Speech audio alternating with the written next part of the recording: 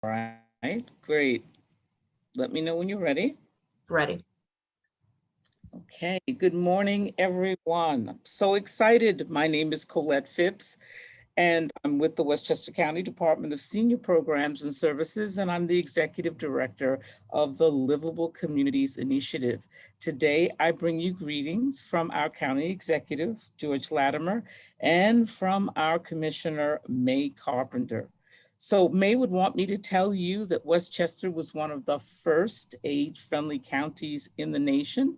We received our designation from AARP and the World Health Organization. And she would also want me to say that we're very, very proud and privileged to be an age-friendly county, and even prouder to have Paula with us today. So with that, I think I am going to move on to, I believe Anna is going to speak next. Thank you, and please enjoy. I know I will.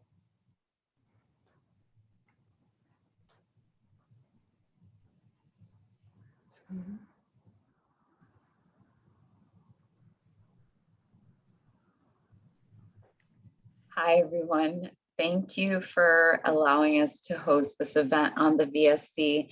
I'm going to keep it really short. The VSC was created 10 years ago as a tool that allows seniors to stay connected to their community.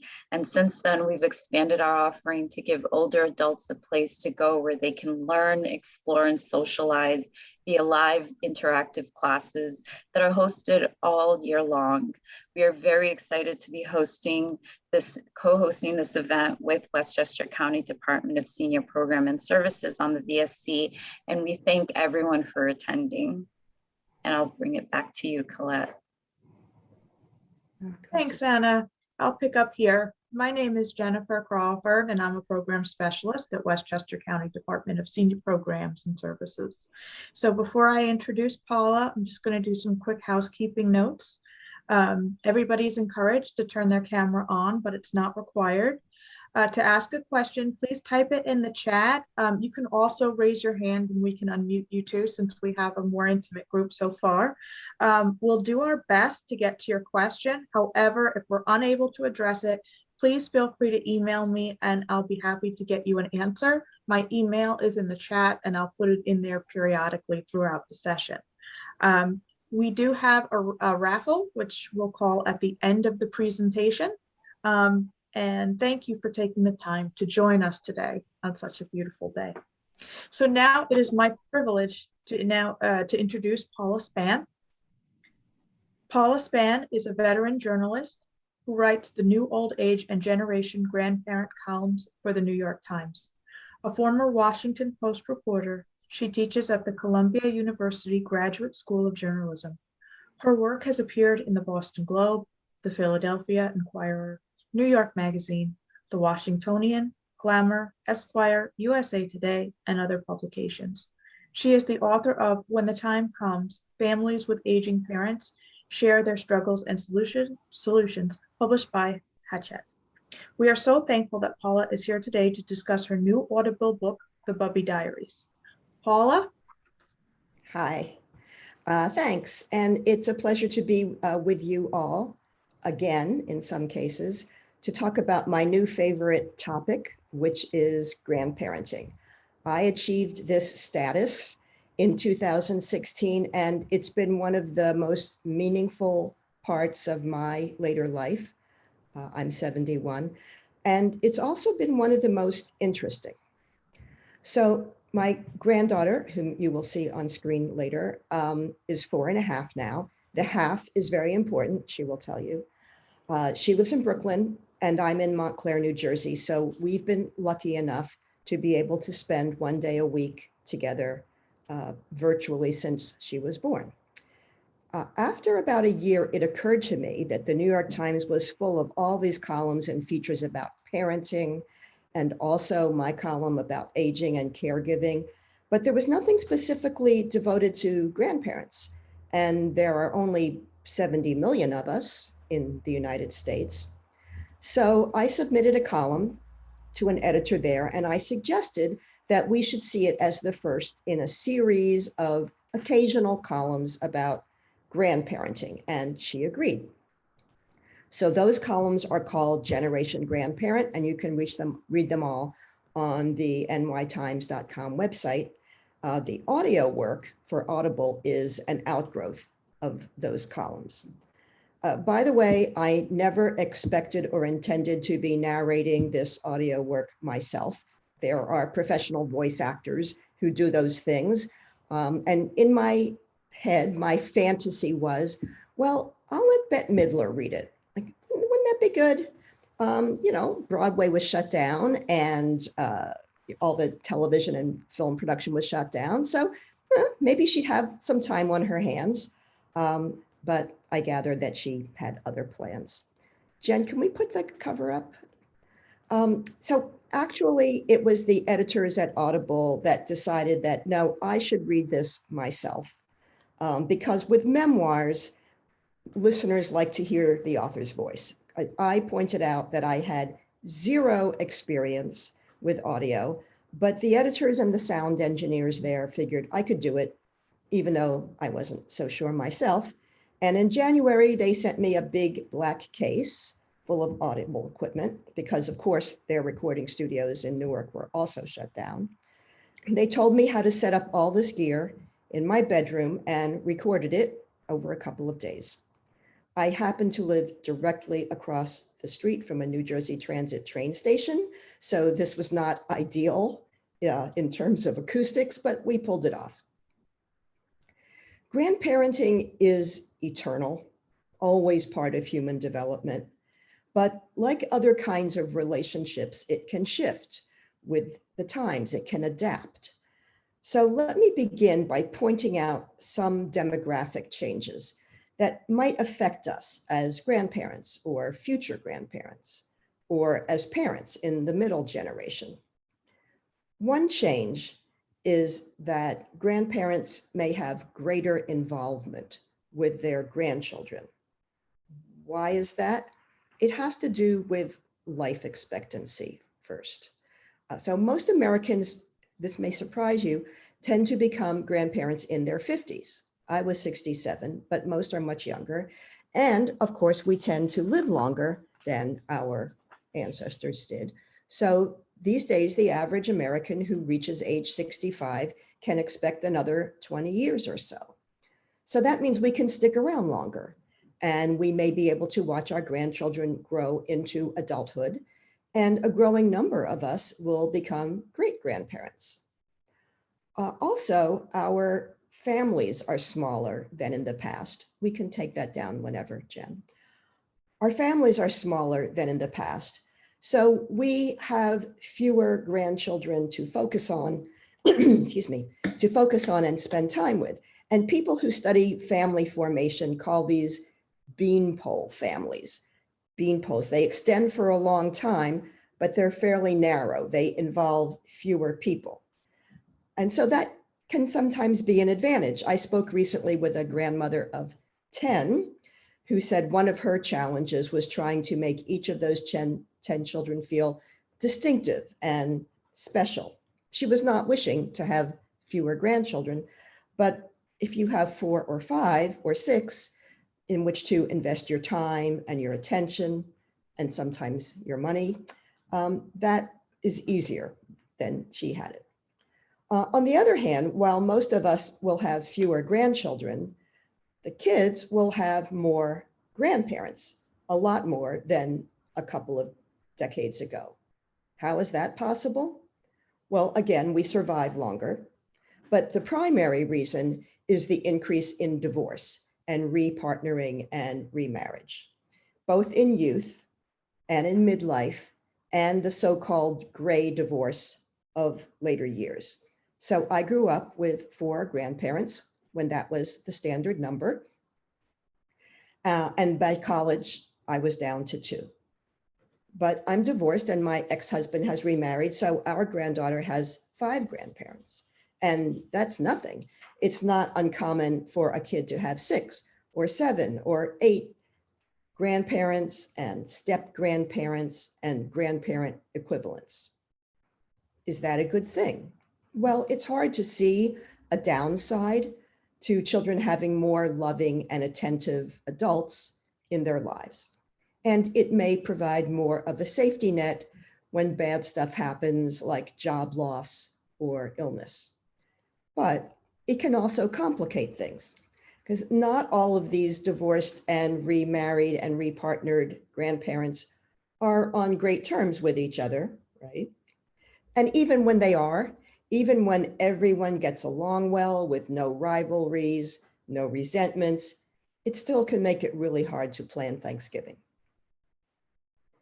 Given that we have fewer grandkids on the whole to love and cherish, and that those kids, on the other hand, have more elders who are part of their lives, I've been surprised at something, how little discussion there seems to be in advance about these relationships. Usually you get that thrilling announcement, we're pregnant, or I'm pregnant, or we're adopting, and you're going to be a grandparent. Great. And then what comes next? I don't hear a lot of conversation between generations about what shape this new relationship is going to take. And sometimes that leads to friction or misunderstandings that more discussion could have preempted.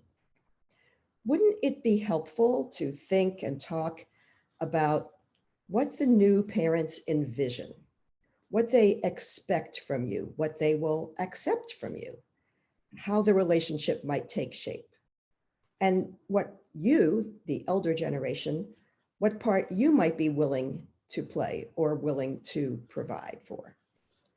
You might be living in the same house, or across town, or across the country, or across the ocean, but you can still be part of this new person's life. How are you all going to negotiate that? And how might that shift as both the children and the grandparents grow older? There are lots of different ways to be close to this new person. So maybe you are thinking, this is wonderful news. When we're in Florida for the winter, we'll have the kids come down for a week once the baby is out of diapers. And then later, when we're back in the Northeast, well, we can take her to the zoo. And that sounds great. Probably a lot of us recall visits to and from faraway grandparents as being very special times, and we looked forward to it every year. But if you are nearby much of the time, then maybe the new parents are thinking, we are drowning here. Forget the zoo. What we need is for you to bring dinner every Thursday. We don't care if it's takeout. And while you're here, would you put in a couple of loads of laundry while you're at it? And lack of discussion can be disappointing to both parties. I do not claim to be an expert on family dynamics because I have one daughter and she has one daughter. And so many of you are more experienced on this front. But one of the great things about being a reporter is that you may not be an expert, but you can figure out who the experts are. And then you can call them up on behalf of your readers or your listeners or viewers, and you can ask a lot of the questions that really you want answers to yourself. And so that's more or less what I've been doing for the past 4 years, and I thought I would share a few of the more interesting discoveries with you. For example, it did not occur to me to want to be in the hospital delivery room when my daughter Emma gave birth. I honestly never thought about it, and neither did she. She envisioned a quiet birth, mother, father, midwife, and her own birth had been like that, mother, father, midwife. So I met my granddaughter, Bartola, later when she was a few hours old. Can we put that newborn photo up, Jen? Bartola is not her actual name, I should point out. It's the next one. There we are. She was a few hours old here. And Bartola is not her actual name. It's a family nickname that arose because both of her parents are baseball journalists. And when Emma was pregnant, they took to calling their baby Bartolo, a little nod to the eccentric Mets pitcher, Bartolo Colon. And then when we found out that they were having a girl, I said, well, she had to be Bartola. So we don't call her that anymore, but I call her that in the pages of the New York Times and in the Bubby Diaries and here. Anyway, I began to hear that these days, obstetricians and labor and delivery departments are fine with all kinds of people being in the room where it happens. Mostly it's the laboring mother's own mother, but it could also be her father, in-laws, a sister, an aunt, friends, and of course, the baby's father. Of course, all births were once like this, right? Family affairs. And not so long ago, as recently as 1940, that was not even 10 years before I was born, close to half of American births took place outside of hospitals, usually at home. But childbirth quickly became medicalized, and by 1969, only 1% of births took place outside of hospitals. Regaining control of childbirth has been a long fight. Many of us remember tussles about avoiding unnecessary procedures and drugs and restrictions. It took years for women to reclaim the right to decide who should be present at birth, including the baby's fathers. But now, having grandparents present is no longer controversial. We could take that down, Jen. There's no data yet on how often this happens, but as I spoke to a number of grandparents who had been there for the big event, they found it just plain awesome. I also heard from some people who said that is exactly the last place I ever want to be. But one leading obstetrician gynecologist who ran a major group in metropolitan Detroit told me, it all depends on the laboring mother. Who does she want and who does she not want in the room? So notice it's not about what we want, the grandparents. We don't really get a vote. And this is probably good practice for much of what comes afterwards. Unlike most milestones in adult life, when it comes to being a grandparent, it's not something that we can plan for. It's also not something we should be asking a lot of questions about or nudging about. This is not our decision. When it happens, whether it happens at all, how often it happens is not up to us. And neither is much of what follows if it does happen. So we have to make peace with the fact that while we may feel very experienced at caring for children, this time we play a different role. Except for those heroic grandparents who actually are raising their grandchildren without a parent in the home, and that there are about 1 million grandparents in that category. Except for them, we're not in charge. And things can get tense if we try to be. You just heard me refer to the laboring woman's mother. Here's another concept I've come across as I talk to psychologists and sociologists, people who study family dynamics. It's called matrilineal advantage. And it refers to the fact that grandchildren will generally be closer to their mother's parents than to their father's parents. I thought this was an old husband's joke, an old husband's tale or a bad joke, something that maybe was true once, but not anymore. But the research backs it up. Within families, mothers and daughters have the closest bonds, followed by mothers and sons. And the relationships between fathers and either daughters or sons are less strong. Also, women still do most of what sociologists call kin keeping. It still falls mostly to them to keep in touch with relatives, to plan holidays, to plan visits. This is disturbingly non-egalitarian. Why aren't all those involved fathers sending the birthday gifts and making the phone calls? But like a lot of emotional labor, kin keeping still tends to be women's work. And so that may be another reason that when people have children, at least in heterosexual couples, the children tend to be closer to the mother's family. This is not universal. We all know grandparents who are very tight with their sons' families. Remember, social science can tell us what is true among broad swaths of the population, but it can't predict what happens in any individual family. It does mean, though, that a daughter-in-law can become a key figure, and that treating her with affection and respect might be a really smart move. I said I wasn't an expert on grandparenting, but I know an expert. Her name is Sally Tannen. She's an early childhood educator, and she runs the grandparenting workshops at the 92nd Street Y in Manhattan. There are a growing number of programs for new grandparents, by the way. Often they're offered by hospitals or birthing centers. Most of the time they focus on safety and care health for newborns. And that's important because some basic things have changed since we were new parents and we may need updates. So for example, when I put my daughter down for a nap or for the night, I settled her in a crib on her stomach. This was supposed to prevent her from choking if she spit up during the night.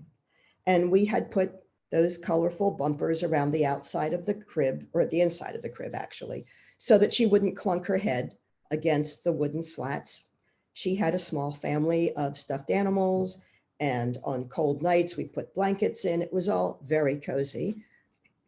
If I tried any of that for my granddaughter, my daughter might have reported me to the authorities, because in the intervening decades, we have learned a lot about what we called crib death and what is more formally known as sudden infant death syndrome.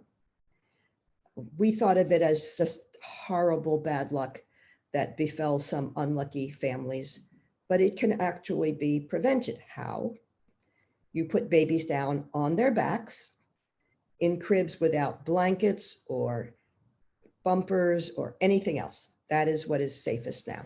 So now I know. Also, the gear has changed, the equipment. So car seats, for example, they are so much safer than those flimsy plastic things that I used in the 80s. It looks like you could pretty much take them aboard a space shuttle, but I also feel like you have to be a NASA engineer to figure out how to install them properly. So I didn't even try. I took mine to the local police department in New Jersey. They will provide this service, and a police officer anchored it properly in the backseat of my car. And then a year later, when it was safe to turn it around so that it faced the front instead of the back, I went back and the police did it again. And now I do not take that car seat out. I just drive around with a properly installed car seat at all times. But back to Sally Tannen and the 92nd Street Y. The grandparent programs there, that there are programs about newborns, but they are also there to help grandparents negotiate this new relationship. And Sally has also led the parenting workshops at the Y for 20 years. So she gets to hear about this relationship from both ends of the spectrum. As grandparents, we often feel like we know what we're doing because we've already done it at least once and often multiple times. But Sally reports from listening to young parents that when grandparents offer unsolicited advice, the young parents interpret it as criticism and as disapproval, that they don't know how to raise their own children. And they resent it, even if that was not the grandparents' intention at all. But I can tell you that they remember this stuff. I gave a talk about grandparenting at a local synagogue here in New Jersey.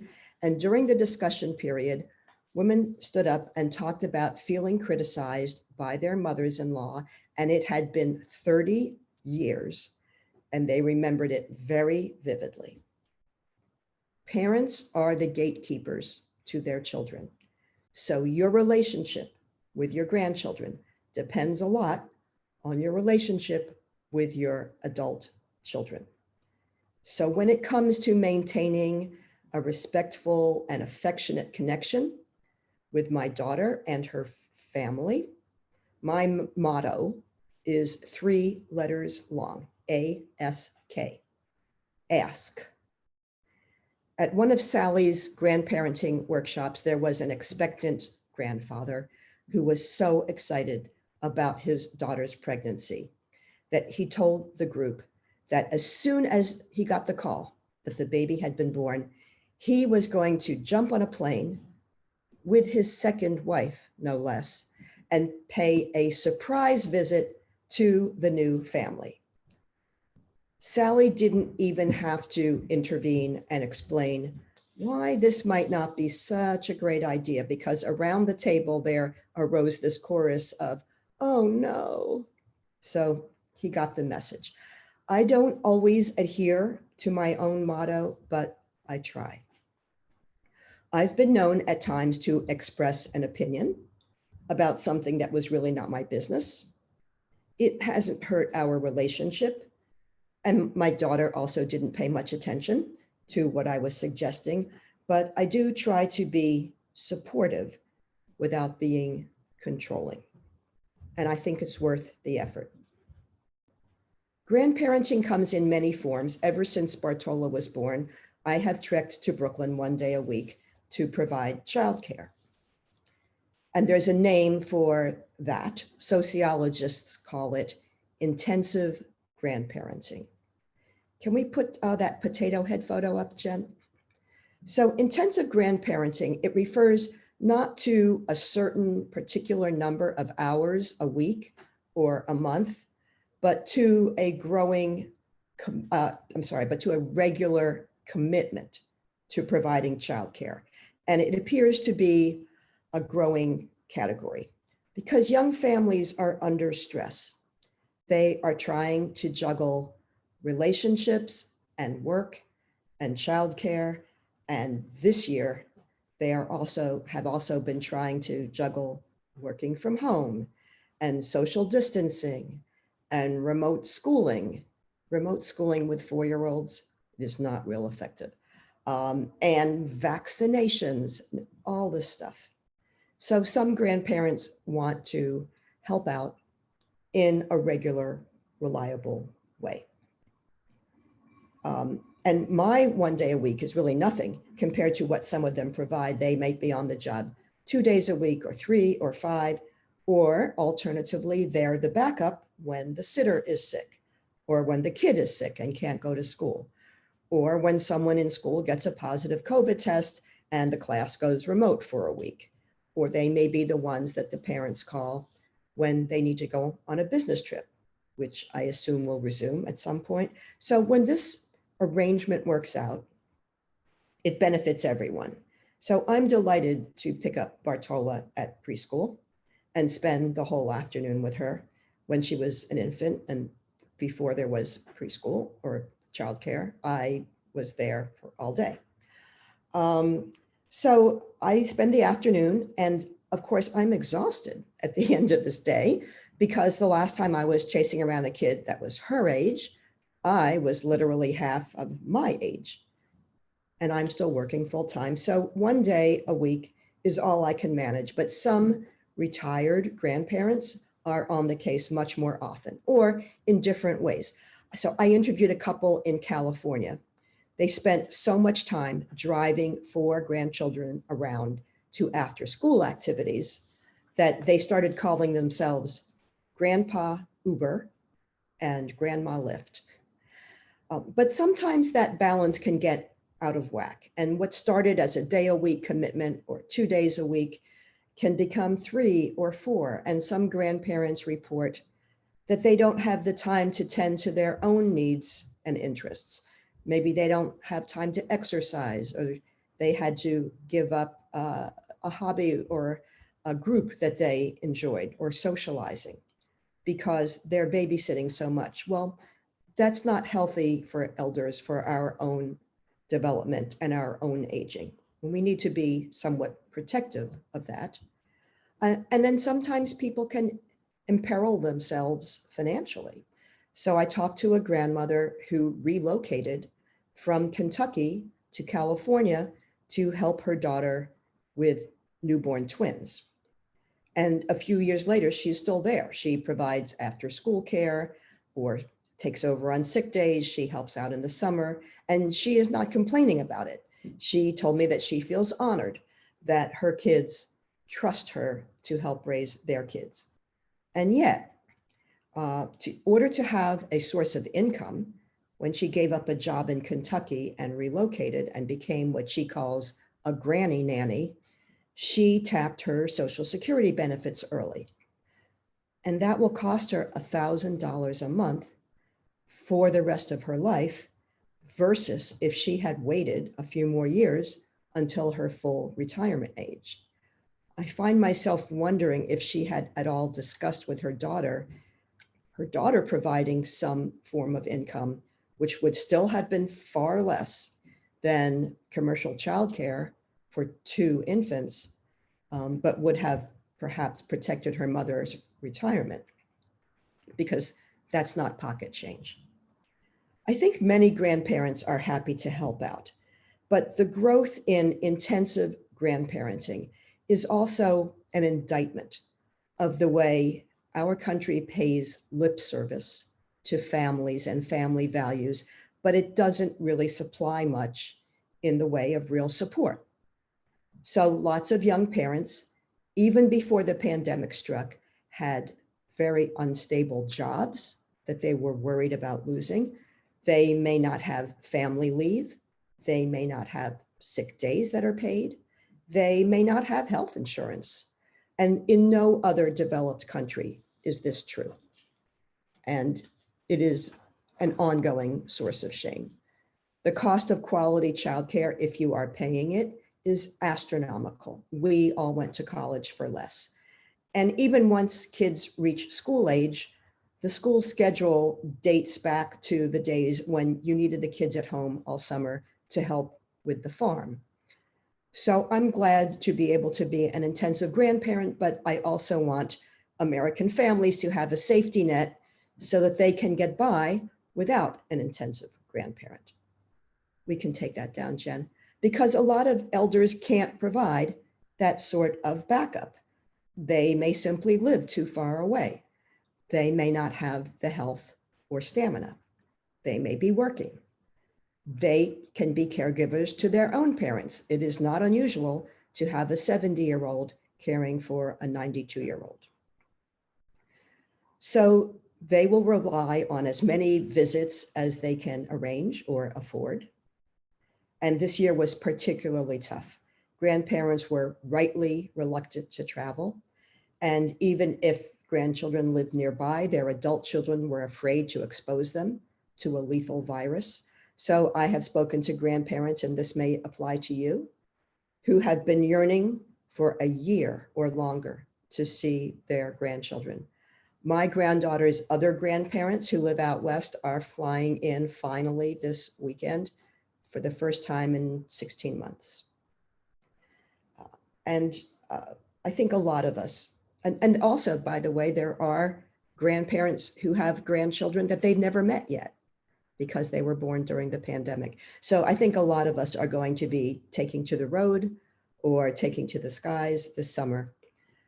But this year has also taught us a lot, maybe more than we wanted to know, about how to maintain connections across distance, especially through technology. Zoom birthday parties, Zoom seders and Christmas dinners, FaceTime, Skype, calls, texts. It's not as satisfying as having a small hand in yours, but it was what we had, and it mattered. A few years back, we heard a lot about screen time and how too much screen time was not good for children, especially the very young. The American Academy of Pediatrics issued guidelines saying that children younger than 18 to 24 months should not be exposed to screen time at all, and that 2 to 5-year-olds should have no more than an hour a day. So is it okay for us to be FaceTiming every day or 3 times a week with our children and grandchildren in an attempt to stay connected? Well, that's one of those questions I put to experts, and it is. It is. For one thing, the Academy specifically exempted video chat from its recommendations. I talked to one of the doctors, pediatrician, who helped draft those guidelines. And he runs a lab investigating children's cognitive and emotional development at Seattle Children's Hospital. He told me he was bullish, his word, on video chat, and he didn't consider it screen time at all. Because on Zoom or FaceTime, children are not passive and overstimulated as with cartoons. It's not about being entertained. It's about building relationships.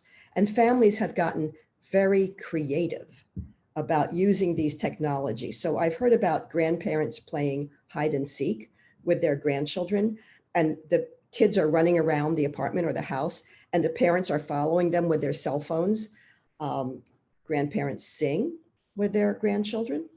Maybe they buy 2 copies of a book and they send one and keep one so that they can read the book and the kids can look at the pictures at the same time. With a little bit older kids, they cook together following the same recipes in their separate locations, or they do art or craft projects together. I don't think it's as satisfying as being together, but it has helped bridge the weeks and months until families can be together.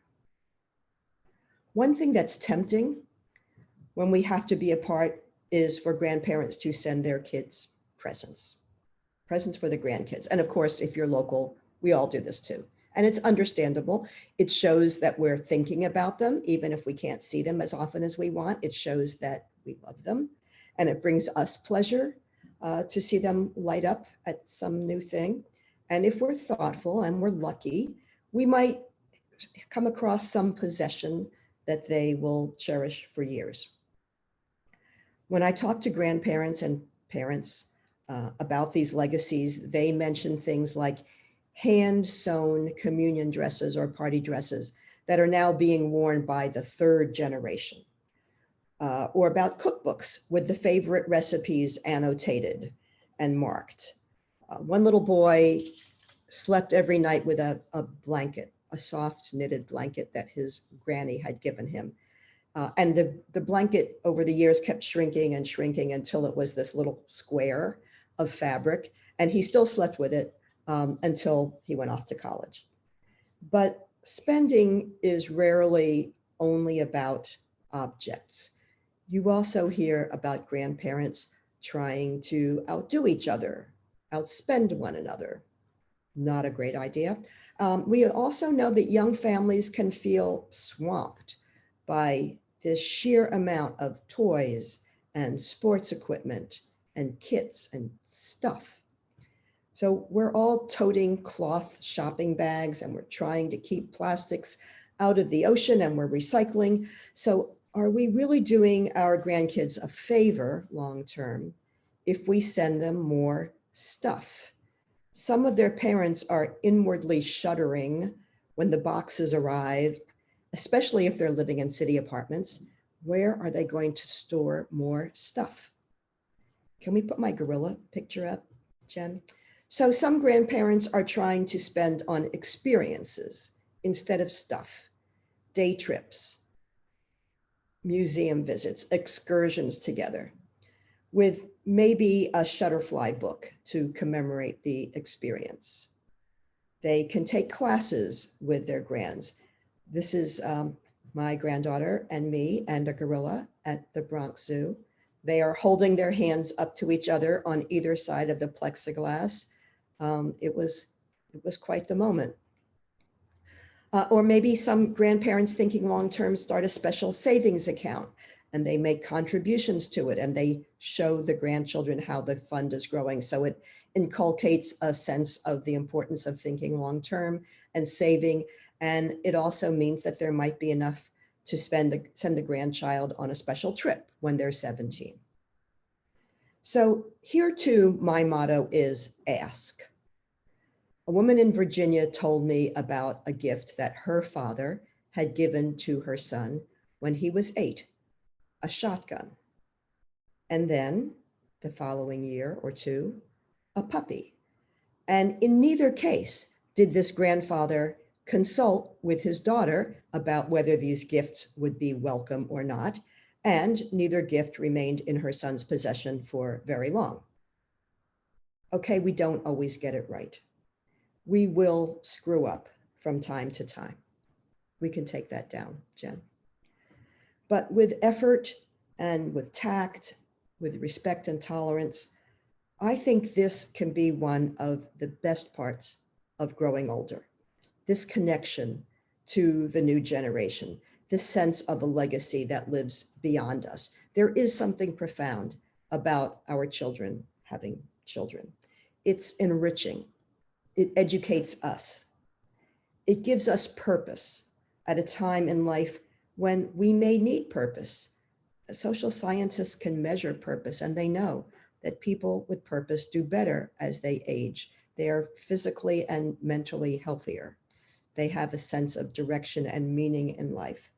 And when our kids have left home and our work lives are winding down, we may be casting around for meaning like that. And having grandchildren helps answer that question. Why do I get up in the morning? How do I structure my time? What will be my legacy? There's a child psychiatrist in California. His name is Dr. Arthur Kornhaber. He has written an encyclopedic book called The Grandparent Guide. And he told me he sees the family as a pyramid. And at the top of that pyramid is the frazzled nuclear family that is raising the next generation. And then below them are the layers of other family members that are helping to prop them up. And when chunks of that pyramid are missing, the whole structure gets weaker. But when we provide support in whatever ways we can make it stronger and better able to withstand whatever problems will come, because problems will come in life. So I feel incredibly lucky to live close enough to Brooklyn to help care for Bartola, to be included in her life, and to have her ask, when is the next sleepover at Bubby's house? I still work, I write, and I teach, but I am also spending a fair amount of time at the playground, pushing the swings again. I am reading Ferdinand all over again, and I am watching the Muppets and enjoying them all over again. And it feels to me like a good time. So thank you for listening. And I would be happy to hear from you, because a lot of you probably have far more experience as a grandparent than I do. Thank you. Thank you, Paula. That was really lovely. We have a few questions here, and I have a question for you as well. My first question is, and I think you addressed this in the book, how did you decide to be called Bubby? Why did Bubby speak to you? I mean, I know in my house, just to share a little bit, my mother is called Nima, which is a combination of Nana and Ima, which is Hebrew for mother. So she's grandmother kind of unconventionally. So she's Nima. So what about Bubby spoke to you? You know, it just kind of came up out of nowhere. It's Yiddish for grandmother. My own grandmothers were Yiddish speakers from Eastern Europe, and yet we never called them Bubby. We always called them grandma. I think the 50s were a more assimilationist time, and now many of us are kind of reaching back to our own roots. I liked the sound of it. I thought it might be easy for a toddler to say.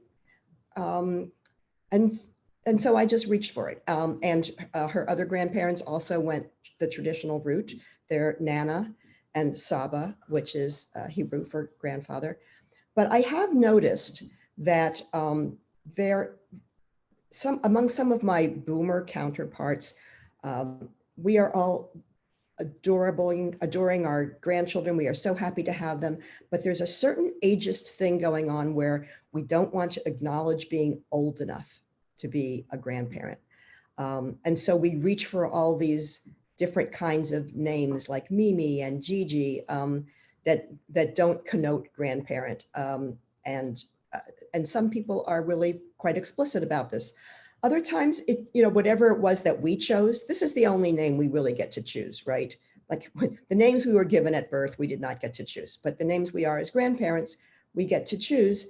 But we have to remember that they can always get mangled by a 2-year-old, and then you're kind of stuck with whatever they come up with. So her other grandfather, I don't know what my ex wanted her to call him, but for some reason she calls him Meepaw. We don't know where it came from, but you're stuck with it for the entire rest of your life. You will be Meepaw, and there's not much you can do about it. Thank you.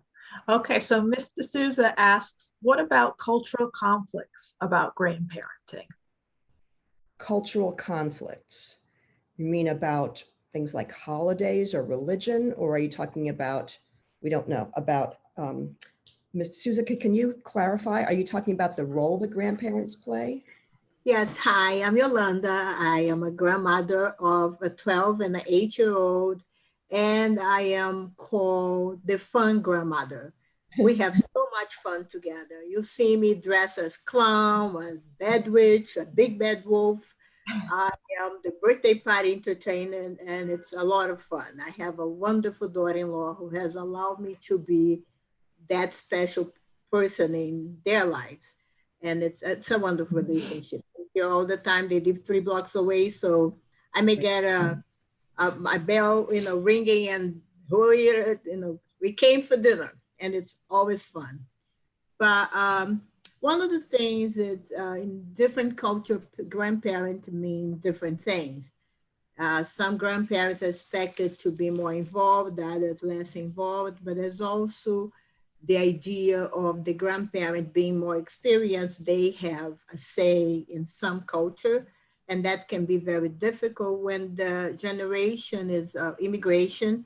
So the grandparents from a country where this is the way you treat the elderly, and then their children and their grandchildren are being raised in this country, and that's a different way of seeing that relationship. And it can be very painful because the grandparents feel they're not being respected, they're not being appreciated.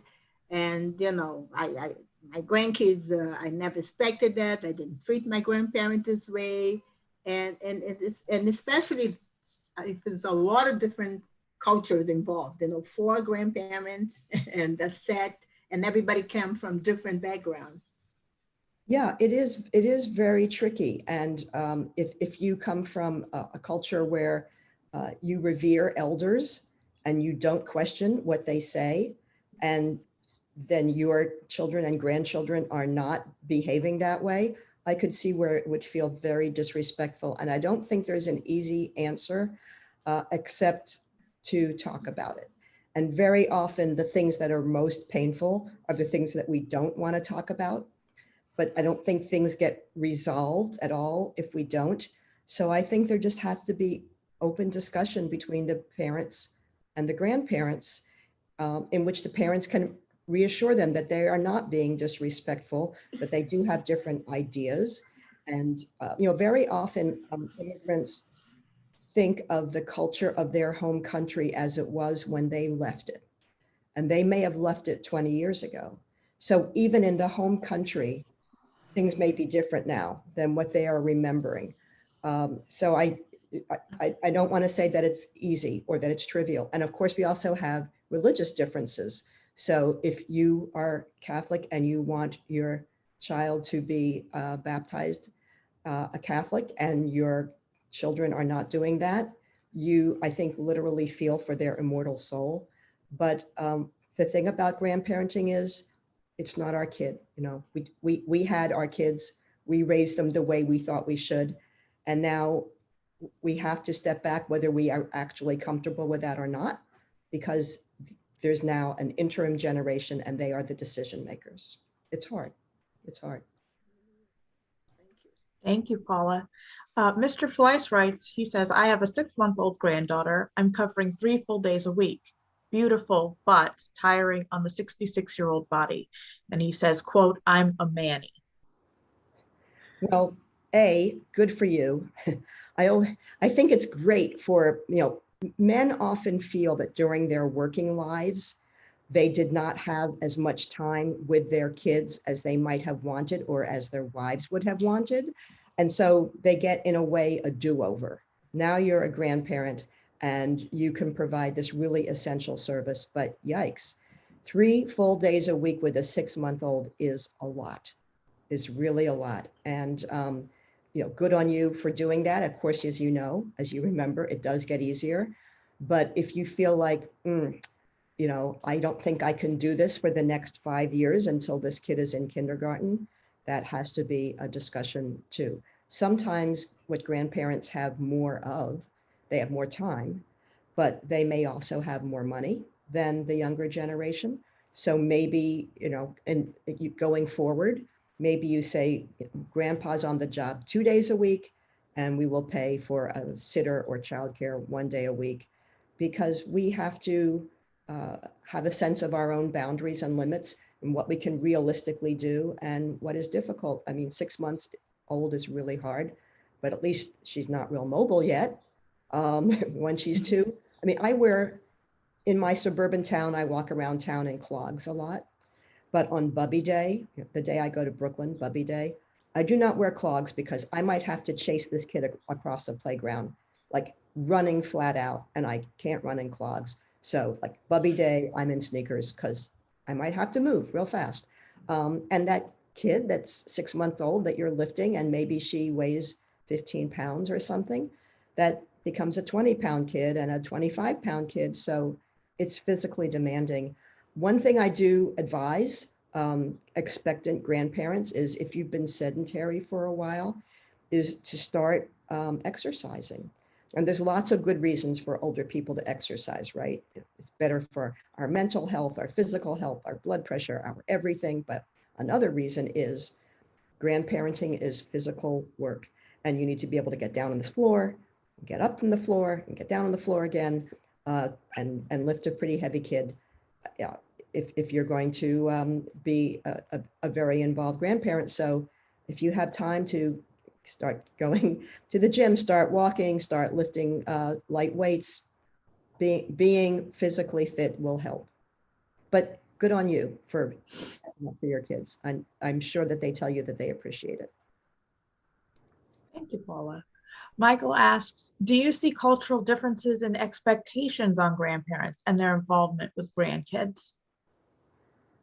I don't know if it's cultural so much as just what we envision. So yes, of course, as Ms. D'Souza said, there are cultural differences in the way we regard older people and the way older people expect their children and grandchildren to treat them. But there are also just expectations that parents and grandparents have that they never voice. So I don't know if a gentleman who's taking care of a 6-month-old for 3 days a week, I don't know if they must have discussed this at some point, but I think, young parents might think of their parents and their in-laws as the backup, and I hope that we can be backup to them, but they might not think of us as being real childcare providers, or they might, and we might have this whole other set of expectations in which, sure, we're happy to help out, but I've got bridge on Monday and golf on Tuesday and my Pilates class on Wednesday, so you have to work with my schedule. And so there can be resentment when our expectations don't match up, and we have to talk those through, because they're not often voiced, because there are so many ways to be a grandparent. There's not one set of expectations of how to do it. So how we do it has to be, it's up to several people to thrash that out. Thank you. Ms. D'Souza shared that grandparenting, sorry about that. Grandparenting is falling in love all over again. Yeah, it is so great. Like, I'm a complete bore about it. And the other thing that's good is that at older ages, one thing we know that changes about us is we just care much less what anybody thinks of us. So, right. So I'm still working, but I'm well past the point where if someone says, can I meet you on Thursday? I just say, Thursday is Bubby Day. How about Friday? And I never feel like, oh, will this person think I'm not serious about my commitment to work, or I'm not a real professional? Like, I am past all that. You know, Thursday is Bubby Day. It's sacred, you know, deal with it. Yeah. And we have a couple of comments here about the term Bubby. So Ms. Kaplan says, my grandma was Bubby, my mom was Bubby, and it was so special for me to be a Bubby too. And Ms. Chalip Louise, who we work with, says, I also come from generations of Bubbies, and I'm thrilled that my grandkids call me Bubby. Yeah. Symbolizes love and tenderness to me. But you know, one thing that happens because the generations live so much longer is that some of these names that we might want are already in use with a great grandparent. So I have a friend who would have been Bubby, but her mother-in-law, who was 92, she was Bubby. So there already was a Bubby, and she had to be someone else. Great, and just very cognizant of time. Ms. D'Souza writes, sometimes the kids chooses our names, which Paula, I know that you spoke to. And Hong shares here, she says, my dad feels awkward and still refuses certain childcare activity as he feels in the Asian culture, men are not supposed to assume the caregiver role. Wow, it's a very ingrained value about these gender roles, and it can be hard to change. But maybe some of these fathers who feel like caring for babies is women's work will come back and be more involved when the children are a little older, and you can teach them things and take them places. And so it's not as gendered as, you know, giving baths and dressing. And maybe the families can encourage that, encourage the grandfather to find some activity that he likes, that is special to him, and that he would like to pass on to the children. Thank you so much, Paula. I'm going to close now. And Paula, I just want to say to you how grateful we are to have this ongoing partnership with you and to have you present. It's just wonderful every time. And we're so glad that we can be a part of it.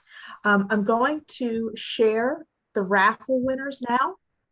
So this is and Paula, forgive me if I say this wrong, but this is a 3-month trial to Audible Premium. So you will be able to listen to the Bubby Diaries.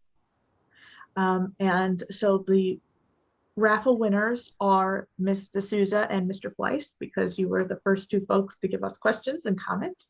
So congratulations. I'm going to put my email in the chat, so please send me an email and I'll be happy to forward you the codes so you can listen to Paula's wonderful new book, The Bubby Diaries, and to other titles as well. Paula, again, I can't thank you enough for being here. And with that, Hong, I'm going to turn it over to you for your brief video on Virtual Senior Center.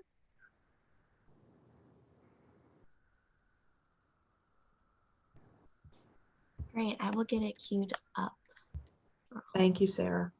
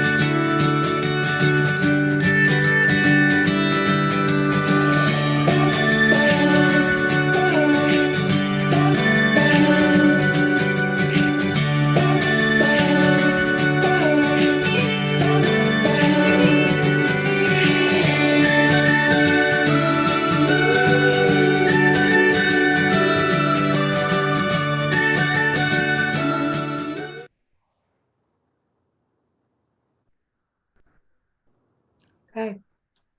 And with that, I want to thank everybody for being a part of today's talk. Thank you to the Virtual Senior Center, and a very special thank you again to Paula for being with us today.